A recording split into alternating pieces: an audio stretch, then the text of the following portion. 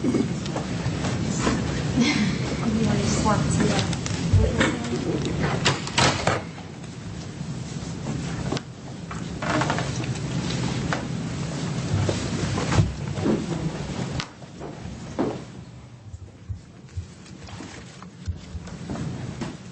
remain standing and face your right hand. Do you solemnly state under penalty of perjury that the evidence that you shall give in this matter shall be the truth, the whole truth, and nothing but the truth? Please be seated and state and spell your first and last name for the record. My name is Christine Smith, Christine Smith. Thank you. Good afternoon, Dean Smith? Yes. Is that okay? Okay. Are you currently employed? Yes. Where are you employed? I am employed at the University of Nevada, Las Vegas, the William S. Boyd School of Law. And what is your position at UNLV? I am the Associate Dean for Administration and Student Affairs. How long have you been in that position? Since September of 1997. And can you just go into a little detail about what your responsibilities are? On the student affairs side, I supervise the offices of admission, the Dean for Student Advancement, Career Services, Registrar. On the administration side, I supervise the staff in the business operations management part of the school. Part of my duties in connection with student affairs is that I am responsible for student honor code matters, and I do an extensive amount of counseling of students as well. Are you familiar with the applicant in this matter, Yes. Zachary Coughlin? Yes. And how do you know Mr. Coughlin? Mr. Coughlin was a student and he is now an alum of the Boyd School of Law. I would specifically like to talk about three different topics regarding Mr. Coughlin, and the first one being an academic disciplinary investigation that took place in the school. Oh, actually, let me go back. Regarding emails between himself and Professor Trados? Right. In summer of, I believe, 2001, Zachary was enrolled in Professor Trados's cyber law course.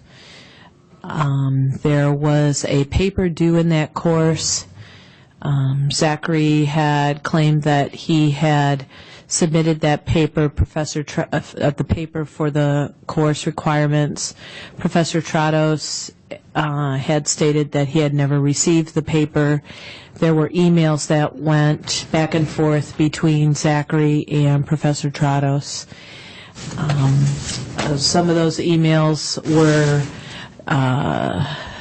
determined to be unprofessional, and the matter was sent to me, and I met with Zachary and spoke with Professor Trados and others, and I submitted the case to Philip Burns, who was the student conduct officer for the university. At that time, the law school did not have its own honor code established yet because we were a new law school. And all of our honor code matters were initially investigated by me to determine whether or not there was cause, and then I would forward them to the Office of Judicial Affairs. In this matter regarding Mr. Coughlin, did you find that there was cause for a referral? I did. And what was the basis for that decision? The basis for that decision, you know what, Lynn took all my papers. Oh, so. Is there something that would refresh your recollection? I had sent a letter over to Philip, and I can't remember, since it was 6 years ago, specifically what that letter said. So, can I direct your attention to There are witness binders in front of you. If you Okay, could look great. at Exhibit...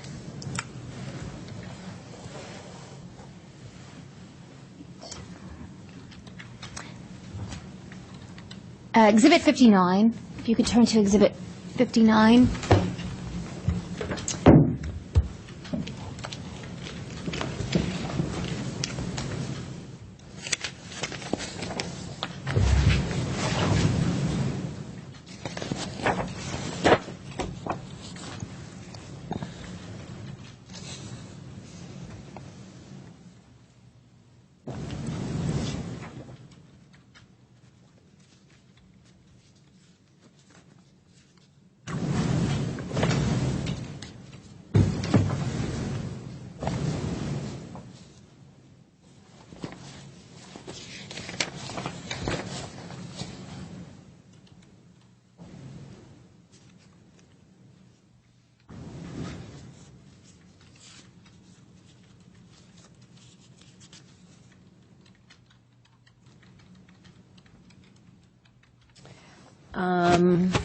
Okay. Do you recognize this exhibit? I do, yes. And how do you recognize it? This is a letter that I wrote to the Vice President for Student Affairs, Rebecca Mills, and Philip Burns, the Student Judicial Affairs Officer. Both are at the University of Nevada, Las Vegas. And are you referring to date stamp page 5 Yes. of the exhibit? Yes. Okay. And was this the referral letter that Yes. you were just testifying Yes. about? And I'd like you to look at page 1 of the exhibit.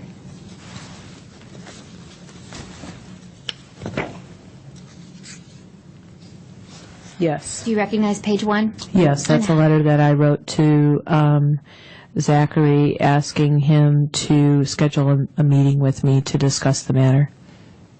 And did a meeting actually take Your place? Honor, relevance. Did a meeting actually take place? Yes, we did have a meeting. And what happened at the meeting?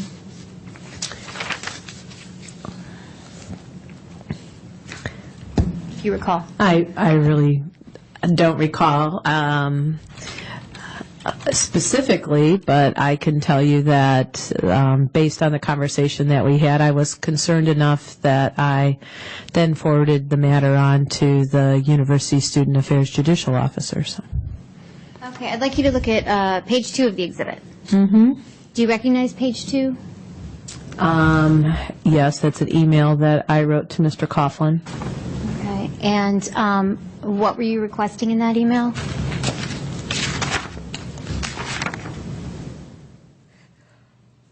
I was asking him to provide me with an explanation of the circumstances surrounding the submission of his cyber law paper. And if you turn to pages 3 through 4 of the exhibit, do you recognize those pages? That appears to be Mr. Coughlin's response to me.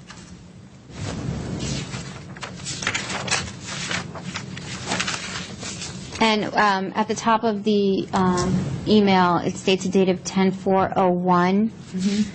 Would it be fair to say that that was before your letter to the Student Judicial Affairs Officer? Objection, Your Honor. I don't see the relevance in this and why we're taking so much time to go bit by bit on what's what, you know? On October 11, 2001? Right. The date on Mr. Coughlin's email to me was October 4th, 2001, and I wrote the letter and sent it to Dr. Mills and Philip Burns on October 11th, 2001. Do you know what happened to the matter after you referred it to those people? You're going to have to refresh my memory with the exhibit, but I believe that Mr. Burns found that there was not academic dishonesty, but there was another incident that had occurred involving Mr. Coughlin.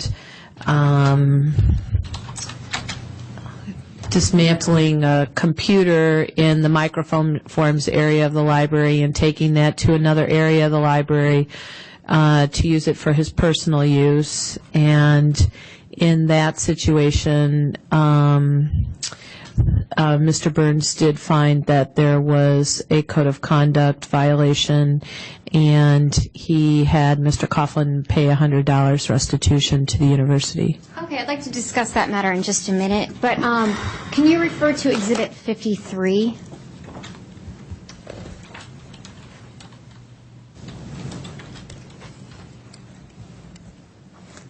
Do you recognize Exhibit 53? This is the letter that Mr. Burns wrote to Mr. Coughlin after his investigation of the honor code matter. Did you receive this letter at some point during the investigation? Yes.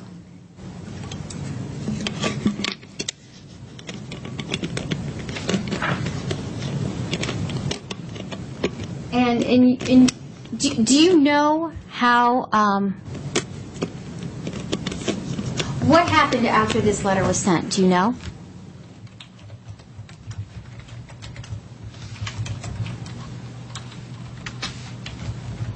I don't recall. In connection with this matter specifically? Yes. No, I. And is,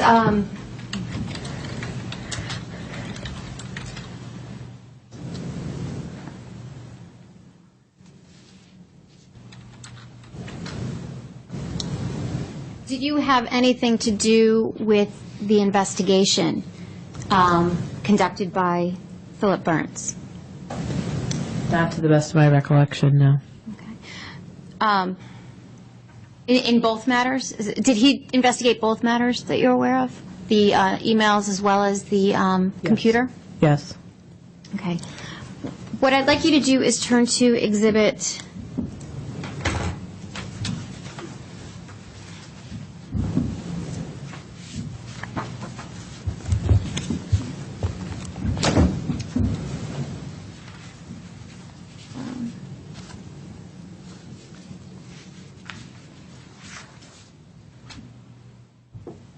58.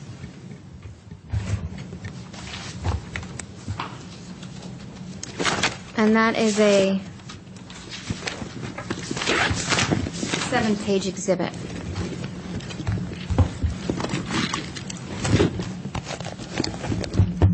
I'd like you specifically to turn to page 5 of the exhibit. Okay.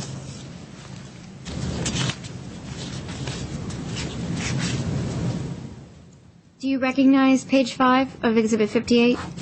Yes, this is a memo that I wrote to Dr. Mills and Philip Burns, notifying them that Mr. Coughlin had disconnected the computer in the microforms room of the law library at UNLV. Was the computer that was disconnected for student use? Objection, Your Honor. Relevancy. I don't see what's the point at issue. What's the relevancy? We're talking about the computer. We already said that in the application.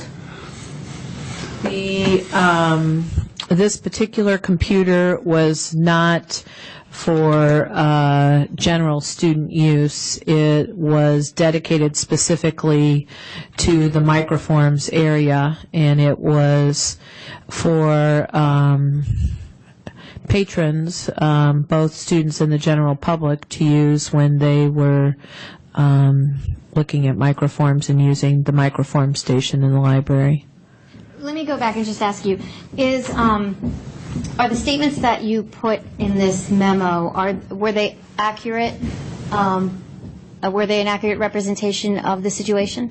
To the best of my knowledge. And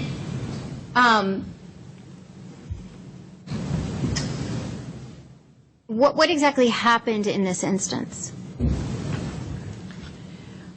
The best of my recollection, one of the law library faculty, Matthew Wright, had gone into the microforms room on the evening of October 11th, 2001, and noticed that the computer was not there. The computer, the mouse, the keyboard, that they were not there. So he was concerned, and he went for a walk through the library to see if he could find it anywhere, and he found Mr. Coughlin in another area of the library using that computer and keyboard and for his own personal use.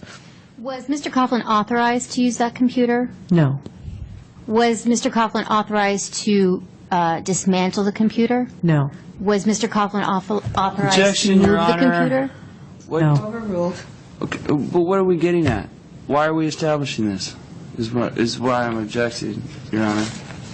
Part of the charges in terms of lack of candor. But didn't we say the last thing with Charles? That's important because of how you reported it, whether you reported it or not.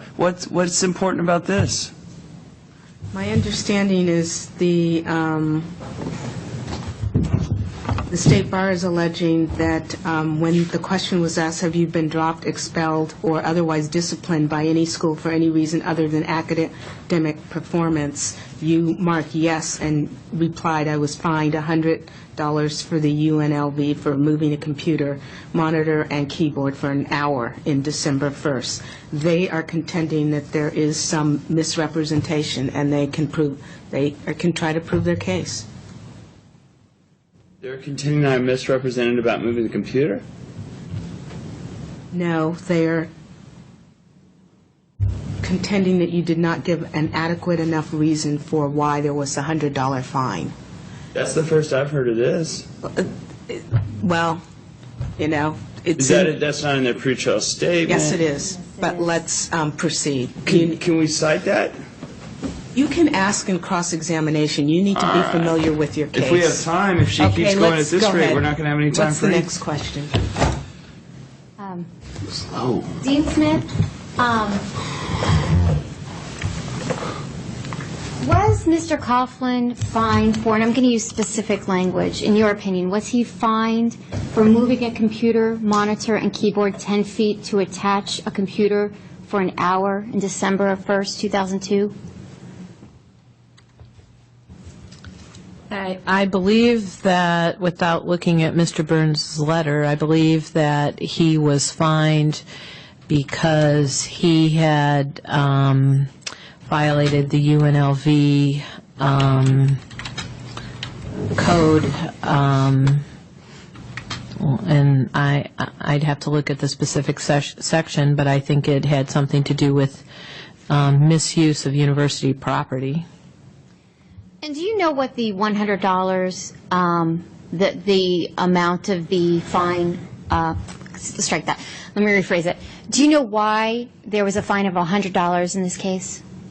I don't know why Mr. Burns specifically chose that amount, $100. I think it had something to do with the fact that staff time was taken to, first of all, find the computer, and then to have to put the computer back in its proper spot. And then there were also some resettings that had to be done to the computer because the settings were off from what they should have been at that particular station.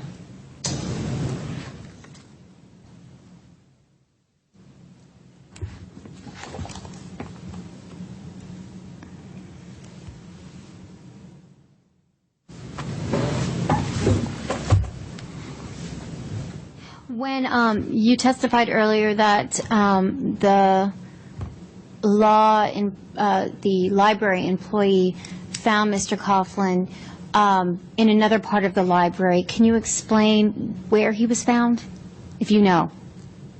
I don't know that I knew. My familiarity with that building was that the Microforms computer was in sort of a isolated room, and the computer was taken out of that room and moved to another room in the library. In that same library, very near to this area, was an area for student use, the student computer lab that was specifically for law students, and that computer lab had approximately 30 computers for student use. And so that was nearby, but that's not where Mr. Coughlin was found? Or was it? I don't believe he was found in the computer lab. I believe he was found in a nearby room in the library.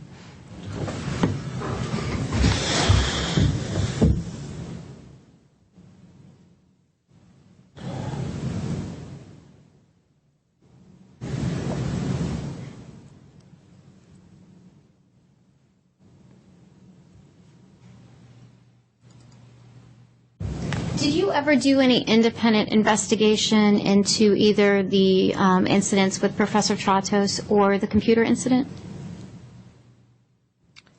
Well, my investigation in connection with the matter in Mr. Tratos' cyber law class was that I spoke to Mr. Coughlin and I spoke to Mr. Tratos, and I reviewed the email exchanges. I didn't bring my notes from that investigation. I don't remember if I spoke to other students in the class. In the situation with the library matter, I spoke to Matthew Wright, who was the law library faculty member who discovered that the computer was missing. I also spoke with Mr. Coughlin, and I spoke with one of our IT staff members, Donald Castle, and I spoke with Mr. Burns. Now, I'd like you to turn to Exhibit 18, please.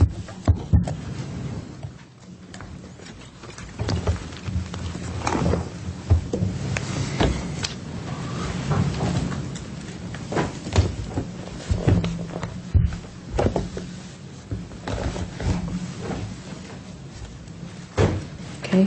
Exhibit 18 is actually, it's a 3-page exhibit because there's a front and back to 1 and 2. And then Exhibit 3. Do you recognize Exhibit 18? This is a State Bar of California form, which I completed and signed and returned to the State Bar of California.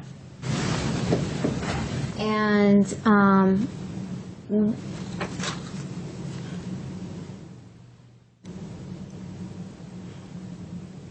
under number 2, the question is, do you have any reason to question the applicant's fitness for admission to practice law? And what did you check under that? I checked yes. And what was your reason for checking yes? My reason for checking yes was that I, throughout Mr. Coughlin's law school career, I suspected that he might have a substance abuse problem. In meetings that he and I had together, I had Objection, speculation. Overruled. I had recommended that he might want to see someone at the University Student Wellness Center, and I had observed throughout his law school career several instances of erratic behavior. There were other situations besides the situation with Mr. Tratos and Mr. Wright. There was some problems with his submission of his writing requirement paper with Professor Jeff Stemple. There was another matter in connection with his enrollment in Associate Dean Mary LaFrance's intellectual property class. there was another matter in connection with his employment in the law library. There was another matter in connection with his treatment of staff members in the law library regarding returning overdue books. And I seriously questioned his character and his ability to be a lawyer and to have clients. Can we go into just a little detail about each of these instances that you just Objection, discussed? Your Honor, relevancy. Why don't we recall the incidents Okay. and then ask more Okay. questions? Dean Smith, you mentioned something about an IP class taught by Dean LaFrance. Can you explain what the behavior was by Mr. Coughlin in that matter? In that Hearsay. Overrule. In that circumstance, in the fall of 2001, Mr. Coughlin had enrolled in Professor LaFrance's intellectual property course. He had enrolled in that course because the matter with Professor Trados was still pending. He wasn't sure if he was going to pass that course. He took Professor LaFrance's course in the instance that he might not pass Trados's course, and then he would still have enough credits to graduate in December of 2001. School started in late August. He did not attend class until October 4th, if I recall correctly.